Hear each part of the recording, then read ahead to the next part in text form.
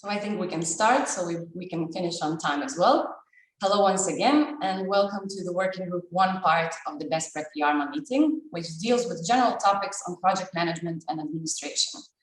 My name is Maja Skočanić-Matovac. I will be your moderator for the next 40 minutes. I work at the University of Rijeka in Croatia and have been a BESTPRAC member since the very beginning, and also its core group member for the past 3 years.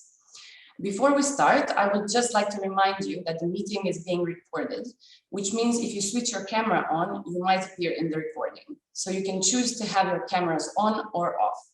I would also kindly ask you to keep your microphones off so we don't disturb the speakers. We have 2 presentations ahead of us, so if you have any questions or comments for the speakers, feel free to write them in the chat section below. So we can dive right into our first session on how to maximize opportunities from strategies or lobbying in Brussels, held by Massimo Busguoli. Massimo is the director of the Brussels office of the Norwegian University of Science and Technology. He started his career in ENEA, the second research body of Italy. He has been operating in Brussels since 2006. First as the director of the ENEA Brussels office, and afterwards as the head of the European Affairs Unit, before joining NTNU in 2016. Throughout his career, he has contributed to the establishment of important European initiatives, such as the European Energy Research Alliance, European Educational Research Association, and Universities Informal Liaison Offices Network. He is also a recently elected EARMA board member. Massimo, feel free to start when you're ready. Thank you very much, Maya, for this very nice introduction. Good morning, everybody. I'm very pleased to be here, and I would like to thank a lot EARMA and BESTPRAC for asking me to have this presentation that I hope will be interesting. And I invite people, of course, to challenge me with questions if I'm not clear enough. So I would like to share my screen so to have an ordered presentation. So I've been asked to talk about basically our experience in doing lobby and try to maximize the opportunities deriving from the activities that a research entity like a university or a research body can have in Brussels. I would like to start with the fact that the reason why it could be interesting to have a representation in Brussels is that basically Brussels is a mini Europe. One of the advantages of the city is the fact that you have a lot of other representations of research stakeholders, industry, regions, research systems, which are basically concentrated in a very limited area. In the map that I provided shows the critical mass of offices representing entities that I listed in the area of the European area of Brussels. So you understand that basically if you are operating in Brussels, by crossing the street, you can easily be in Norway, Germany, Italy, France, Spain, Moldavia, Estonia, Lithuania, Czech Republic, etc. And this makes very easy the possibility to create immediate collaboration contacts with the players that you would like to build a collaboration with. Our office, just to give you a few words, is based on a direct link with the high level management of the university, because we are operating under the Prorector for Research and Innovation. And our approach is to be an horizontal hub that is providing strategic and operational services to the faculties as well as to the rectorate. The team is composed by 5 people. 4 of them are Brussels office. 1 of them is hosted by us and is a choice of a faculty to have a representative in the city. So you see the team of 4. We host normally students for a period of 6 months that by learning, they also provide help to the office work. How we work. This is the world of the Brussels office. So this is why you see us in the center of it. On one side, our stakeholders of reference are our colleagues in Norway, so the departments, the faculties, the central units. On the other side, it's important to mention that Brussels offers a lot of possible interaction. Normally is the European Commission, which is the natural target for activities in Brussels of lobby nature to achieve information, to clarify issues, to understand strategic approaches, so to get back to home inspiring initiatives and actions that can be taken with anticipatory approach. But of course, in Brussels, you have also other Norwegian offices to create national approaches in the city, permanent representation of Norway to also approach the political level, and also other countries and the European Parliament, with the European Parliament not necessarily as a target for political lobby or a law change lobby, but as a matter of using it also for promotional purposes, because the European parliamentaries are very open to even open the parliament premises when this will be again possible for organization of specific debates that can show the capability of your organization in impacting on specific research policies, but also give you a lot of visibility given the fact that you're organizing something of impact in an institutional premise like the parliament is. So this is why the activities of our Brussels office are focused on different areas. On one side, we work a lot on the promotion and the representation of NTNU in Brussels, because being visible in Brussels means that you are amplifying your visibility at European level.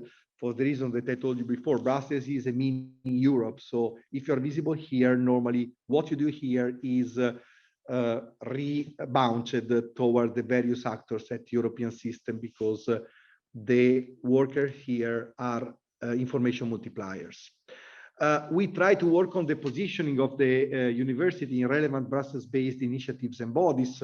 In recent times, you know, Horizon Europe now is based on strategic partnerships, and strategic partnerships are important because they are expected to channelize and to inspire the way the money will be spent in specific areas. And it is said that it's calculated that about 50% of the money that is going to be invested in collaborative research, so pillar 2 of Horizon Europe, is going to be somehow inspired by strategic partnerships.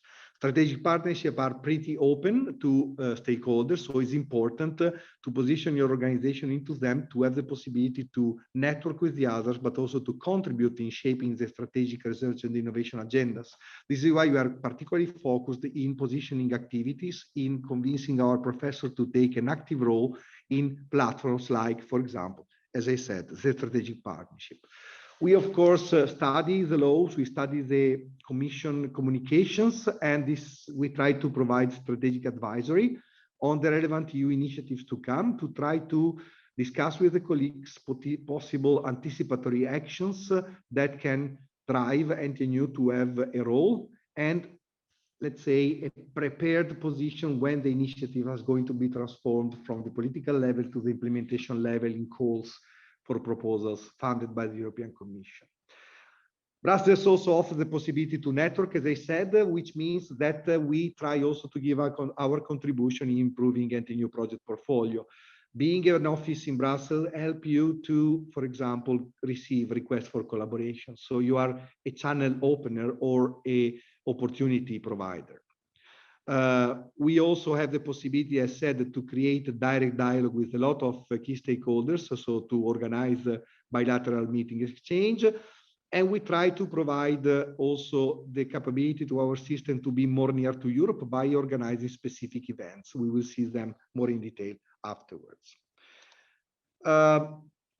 So how we do our positioning methodology, we try always to be anticipatory. We try always to interpret what is going to happen through the intelligence activities done day by day in meeting with colleagues, discussing with colleagues, not only colleagues internal to the office, but to the Brussels system. And this happens through different means, I mean, direct contacts, but also participation in relevant local networks that help us to understand the framework by sharing information with the colleagues, sharing opinions, and then decide how to implement the appropriate lobby actions to achieve participation in the relevant initiative, and also work at internal level at NTNU level to hook the strategic participation achieved at European level with the local system, avoiding a single professor to be left alone in following a platform, but trying to create a system that is capable from NTNU side to provide multidisciplinary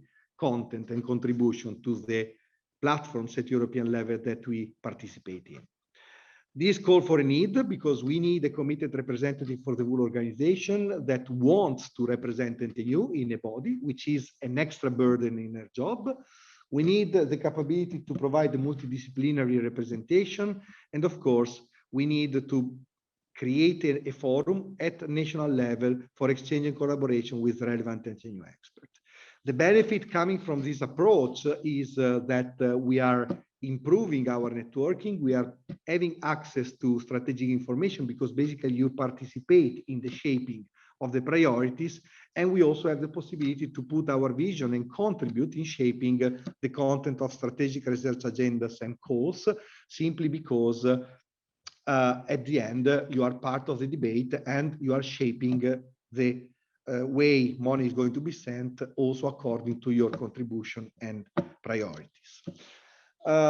This is how we do at national level. Basically, when we have a professor capable to represent NTNU in the platform, we try to build at national level specific fora that are composed by the professors representing NTNU at European level, composing a steering committee, and normally the platform at European level are multi-thematic. So you need more than one NTNU representative in the various working groups composing the platform. And this we have defined them as theme ambassadors. And the theme ambassadors are somehow linked to the system through a group of reference composed by local professors willing to receive information, but also to provide contribution when the multidisciplinary competence is necessary to be exploited to contribute to the setup of strategic agendas and initiatives launched by the European platform where we participate. To somehow spread this approach inside the university, we have also issued some specific guidelines that are currently being used by the faculties in setting up different fora according to the platforms that we are participating in. Today, for example, NTNU is part of Waterborne, is part of the European Food Forum, is part of the European Construction Technology Platform. And for all these platforms, we have a forum, an internal forum composed by professors that are interested in the topic. A best practice is what we did in the food sector. Today, we have created an NTNU Food Forum that surprisingly got really popular inside the university. And today, this forum comprises 100 professors from all NTNU faculties, from all NTNU campuses, because NTNU is the largest Norwegian university with 7,000 employees and 3 campuses distributed in the Norwegian territory, comprising more than 25 departments and more than, as I told you, 90 experts. This provides us the possibility to give a multidisciplinary vision. And you see here the mapping of the areas that are covered by this forum, but also represent a very efficient working tool for even the Brussels office. For example, when we need to have a specific expertise highlighted immediately, and we have an entry point in the food sector through the food forum, and normally the experts answer very rapidly. So this gives also a very agile and fast response capability for NTNU to request for collaboration or opportunities or request for inputs. In the years, the Brussels office has worked in the direction that I mentioned to you, and these are some of the results that we have achieved. For example, the positioning achieved in the European Food Forum led to the creation of the NTNU Food Forum in collaboration with the Natural Science faculty. We contributed in provoking NTNU to get coordinating a European Energy Research Alliance joint program on hydropower. We launched it, we discussed with the colleagues how to do it, and today we are coordinating this important research area inside one of the most important research activities in Europe. We provoked NTNU to get into the EIT raw material and into the EIT energy. We procured several projects. You see here the list. The total amount of money procured where NTNU Brussels office can be considered as a spark is around 6 million euros of total funding for NTNU. And we also contributed in creating some position papers events linked to our positioning initiatives. For example, we worked a lot in positioning NTNU in a convincing way in the ocean area, creating links with the mission ocean and also creating long-term planning to be capable to contribute in this important thematic area that is highly prioritized in the Norwegian agenda. One of the tools that we use a lot at European level is the UniLan network, the University Informal Liaison Office Network, which is a tool where we can discuss with colleagues not only coming from Norway, but from the European system about latest information. Is a forum for exchange of information and debate to understand what's going on in Europe. UniLan is not a formal lobbying entity, is a operative tool, do not make any representation, but is an informal network that today collects 50 liaison offices representing more than 150 excellent universities based in Europe, Japan, and Russia. As I told you, it's an arena of exchange where the participants share information, nurture collaboration, and act as information multipliers toward the represented organization. It's a very effective operative tool to create liaison, collaboration, joint project, and also exchange information and align ourselves. I told you that we try to take Europe more near to NTNU, so we have also launched a series of webinars that are open for everyone to attend. They are called 1 Hour with Europe. They are monthly webinar lasting 1 hour, where we host people from the Commission for a 1-hour presentation and the debate with the attendees about the latest news. Here you see a couple of examples. Mina Vilki and Neville Reeve, they're responsible for the missions, stayed with us 1 hour, discussing about the latest news about missions. The latest we had was with, oh my God, Clara de la Torre, the Deputy Director General of DG Clima, which discussed with us the latest European strategy of climate adaptation. We are planning for September a 1 hour with Europe with Angelo Willi for discussing the new industrial strategy for Europe. Massimo, I'm sorry to interrupt. Yes, I am at the last slide, Maya. We held every year a European conference, an annual conference, and we also organize thematic workshop. We have a monthly newsletter and Twitter. And the question is, have these created an impact? These are the numbers of NTNU in FP7. I think that, and Horizon 2020, you notice that our income has practically doubled compared to the previous framework program, resulting from an increased attention of NTNU to Europe, including the contribution from the Brussels office. This is my last slide, and I'm very happy to answer to any question. Thank you for a very interesting presentation. So I guess it seems like in today's world, it's a university that doesn't have an office in Brussels is, would you say it's hard to compete? I mean, we all know that networking is really important, and as we see from the UniLan network, you're really well, even you have offices in Brussels that have their own network. So would you say that is that the advice you would give to, let's say, the universities that still aren't based in Brussels, that don't have offices or lobbyists or any kind of people that? Of course, being in Brussels, I cannot say anything different than advising to try to be engaged in the system. More and more, I notice that Brussels is becoming an arena where universities decide to invest. And I suspect that the reason is because you can have a direct access to the information and the approach to exploit it, which I think is one of the secrets about being successful in the European arena, because if you learn how to exploit the information, you can really define strategies that normally needs to be anticipatory.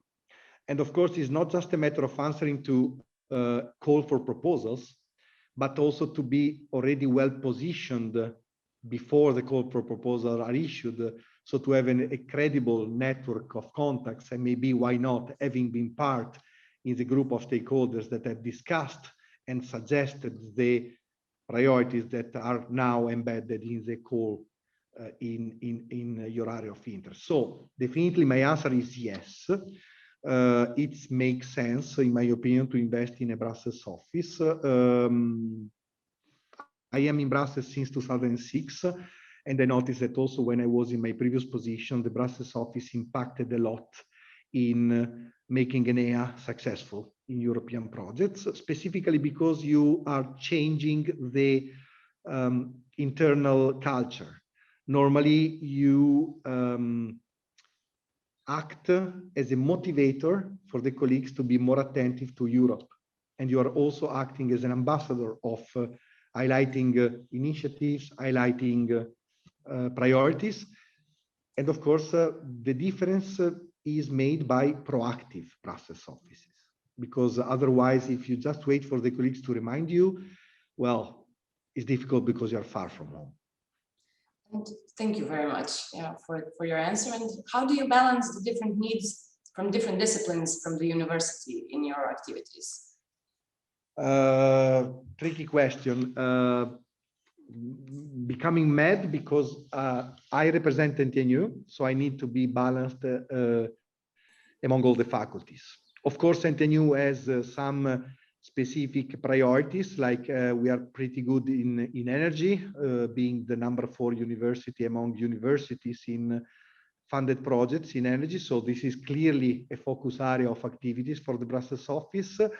Another focus area is ocean, but as you've seen, we are focusing on food. We have also activities in education, because this is another important area that is very high in the agenda lately in Brussels. And of course, we are trying to give support to the colleagues at all levels. Currently, the Brussels office is a bit understaffed for the whole amount of work that is needed. I hope it will be reinforced in the near future. Thank you. So this is a similar, maybe similar question. So it says, how do you keep the faculties happy at your university? Do you need to show your added value to the board of directors, or is it clear from the numbers you just presented? Well, I'm not called for providing visibility on the outcome of the Brussels office directly to the board of directors, but let's say that the Brussels office quality is assessed from my prorector point of view by interacting with the faculties. So basically, given the fact that the Brussels office, of course, works at institutional level, but is also an important service strategic tool for the faculties. On one side, of course, the institutional approach of the Brussels office is measured through the direct relationship and collaboration with the rectorate. But on the other side, the rectorate gets also information from the faculties, which apparently are satisfied and happy about the Brussels office, up to the point that the Brussels office has been transformed from a pilot of 3 years to a permanent unit inside NTNU. NTNU opened the Brussels office in 2016, and in 2019 we have been assessed. And today we are still existing. So I suspect that this is a good sign. That means you're making them happy, yeah? Apparently. Thank you very much, Massimo, for an interesting presentation. We have one question left in the chat, but we need to move on. So if you feel like it, you can answer in writing. Yeah, and with pleasure. Thank you very much for inviting me, and have a nice event. Thank you. And we will now hear from Joanna who is the research manager at Kosminski University in Warsaw. She is an expert in the field of internationalization of higher education and an experienced project manager. Joanna has gained her experience working in large national and international units. For more than 5 years, she has been an active member of both the BESTPRAC and the EARMA community. In today's session, Joanna will discuss the main drivers in applying for external funding, both from the institutional and individual perspective, and describe the role of research managers in motivating faculty members to apply for grants. Joanna, the floor is yours. Thank you, Maya. Thank you for having me today here.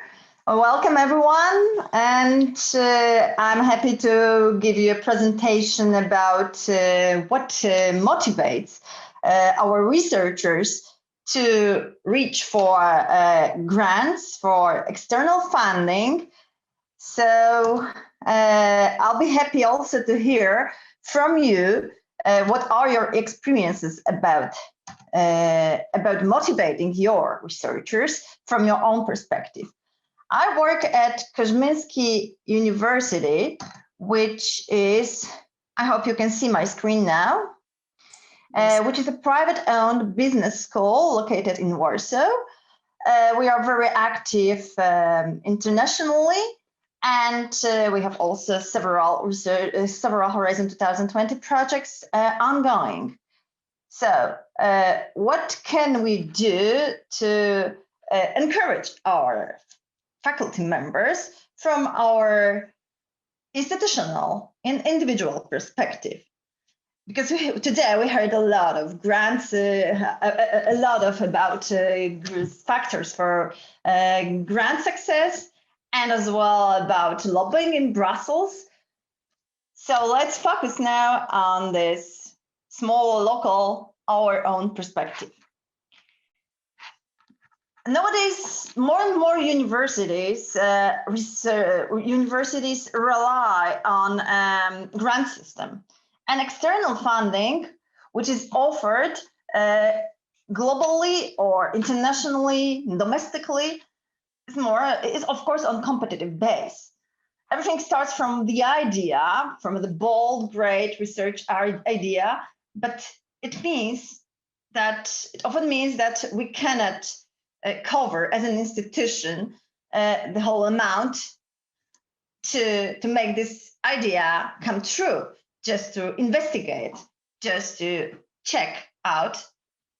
So we have to look for external funding. And the main driver for that is, of course, money.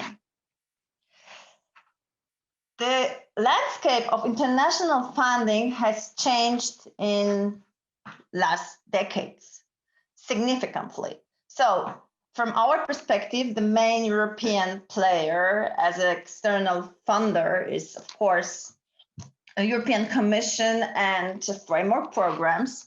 So we can see how it has changed, how significantly increased the amount of funding offered for research and innovation in Europe throughout the EU framework program starting in mid-80s. So as you can see, we started with 3 billion euros, and now, it wasn't euros that time. And now we have in the current Horizon Europe program 100 billion euros available for next 7 years. Of course, Europe is not the only player in terms of science spending worldwide, as China is catching up to the United States on funding for research and development very, very fast last years. Of course, the main player is United States, but European Union is catching up as well. So how European research funding, how European research and innovation funding landscape look like?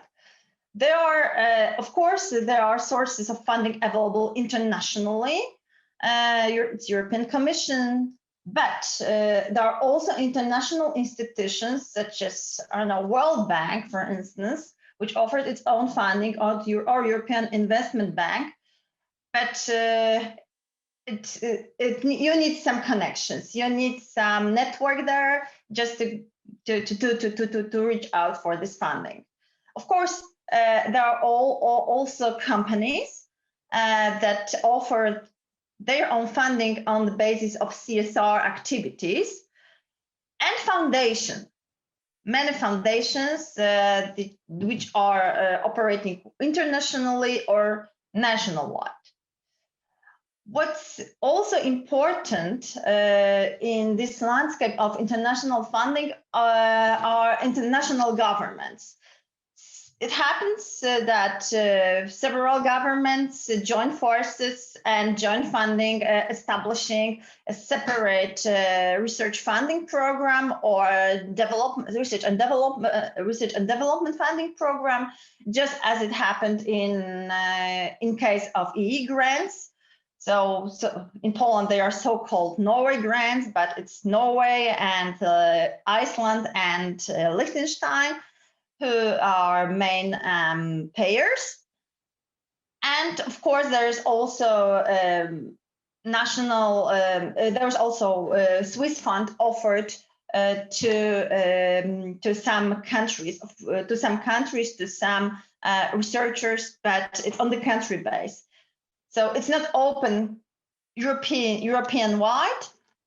Some certain countries are eligible to apply for this funding. In case of Poland, we have been one of these eligible countries, but I strongly believe that there are more and more cases in Eastern and Central Europe, just like in Balkans, or I don't know, in Czech and Hungary. The Czechia and Hungary, as far as I know, they were also eligible countries to apply for this funding.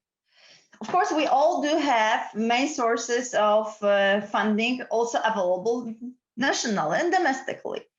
There are state agencies or ministries of sciences that offer funding, also national foundations or international foundations located in countries, companies, and other, I mean, like in some cases, there's also crowdsourcing platforms popular to fund really small research. I don't know if you met with this case, but it happens sometimes for a small amount, for smaller grants, that researchers look for these opportunities, but by themselves, or donations. Of course, funding which is offered internationally is more competitive to get. It often means that you need to join big consortia or smaller ones, but it needs more international collaboration and effort. Of course, it also means bigger demands, and in many cases, larger infrastructures are needed.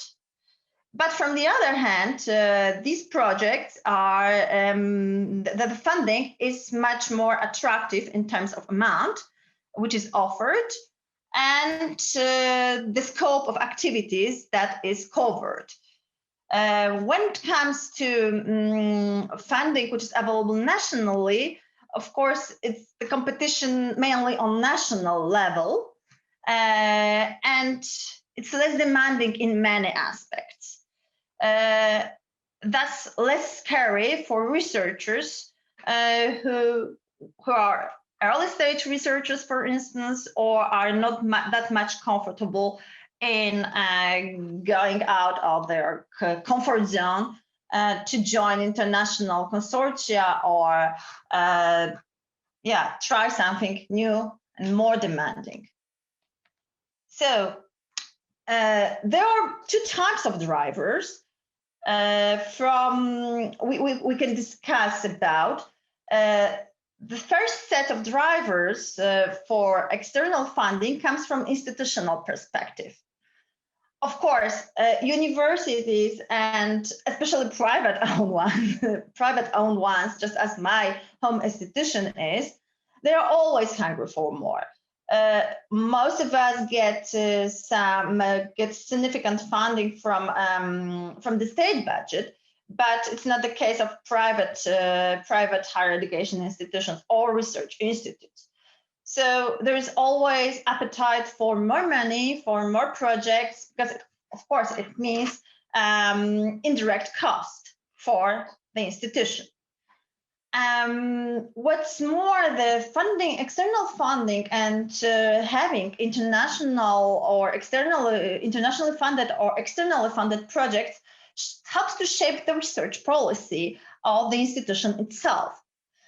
It also helps to shape the organizational culture, to encourage researchers and faculty members to get out of the silo, just to look for other opportunities that are out there to attract not only money, but also make the university more visible, to collaborate, to attract new faculty members from abroad or from other universities in the country, just to collaborate, to open, to stay up with the newest trends and ideas.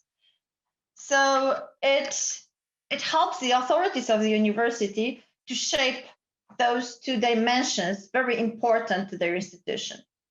It also means better research infrastructure, because if an institution has more funding, it can develop the research infrastructure and thus and therefore be more attractive to its own faculty members, but also to attract researchers from abroad or from other higher education institutions. This means also top-class research quality. As I mentioned, we are up to date when we have externally funded projects at our institutions with the boldest ideas. We are just keeping our eye on what's going on in science. It also means, from institutional perspective, to offer open access to results and data. And the institution can demonstrate its impact, its social impact, but impact also on the local level, national level, and international level, as it was discussed yesterday. Of course, the more money, the more visible you are, it gives you more prestige and promotion. So it's something we all strive for when it comes to attracting students, attracting the best researchers, and yeah.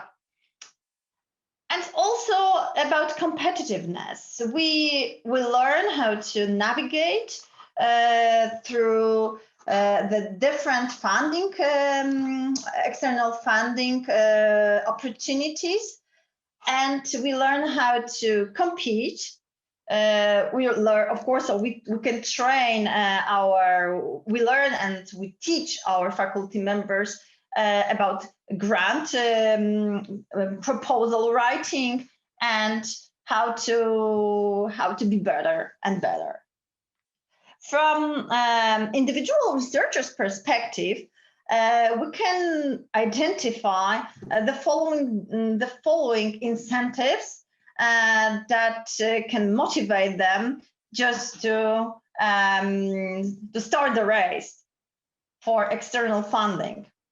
Of course, it's a great opportunity to fund the boldest and most up-to-date research ideas they have, which cannot be possible without it. They can conduct interesting research and solve problems they are interested in. They have access to the latest solutions and infrastructure, not only in their own home institution that is being developed thanks to external funding, but also they can use the other universities' infrastructure, collaborating with partners from abroad. They have access to industry leaders domestically and internationally. Many projects under Horizon 2020 or Horizon Europe framework require industry partners. So it's also very, very valuable for their own careers and development of the institution. Again, on their individual level, they have also open access to research results and data. And taking part in externally funded projects gives them opportunities for prospective career and additional salary. Develop, of course, thanks to participation in international or domestically funded projects, they can also develop their project management skills and soft skills, as it was discussed today as well. This means also collaboration and networking. They can collaborate on different ideas with colleagues from other institutions. Sorry, Joanna, we would really need to wrap up. Okay. Of course, there are several obstacles that impact the motivation of researchers. These are challenges of university teaching and running research, because it needs to be combined. There are also work-life balance challenges, or proficiency in English, and comfort zone and habits. For some researchers from Central Europe and Eastern Europe, low rates for certain countries, especially in EC-funded projects, can be an obstacle as well, can discourage them. But we want to discuss it today. What can we do as research managers to motivate our researchers? Of course, we monitor the funding landscape and inform about funding opportunities. We encourage and show benefits. We guide and support. We provide technical and psychological assistance. And of course, we keep an eye on the deadlines and keep calm and carry on. Thank you very much for your attention. So since most of these comes from my own experience, I would also like to open the floor and listen to your own experience. How do you cope with that issue? How do you motivate your researchers? And what are the drivers for getting external funding from your perspective? Thank you very much. Thank you, Joanna. We already have one question for you, actually regarding the motivation to apply for funding. It seems the motivation is a bit down due to COVID, homeschooling, digitizing courses, disconnection of the campus, and delays with the Horizon EU program certainly doesn't help. So how do you deal with those issues, and how can we as the RMA community help our researchers? Well, we organize webinars and trainings online, and as I mentioned, we provide a lot of psychological assistance just to make them avoid the virtual burnout, and we are very aware of all the kinds of burdens they have. Combine that they have to, the researchers on the daily basis have to combine their teaching burdens with research activities, and in this new online environment they were forced to forced to learn how to operate, etc.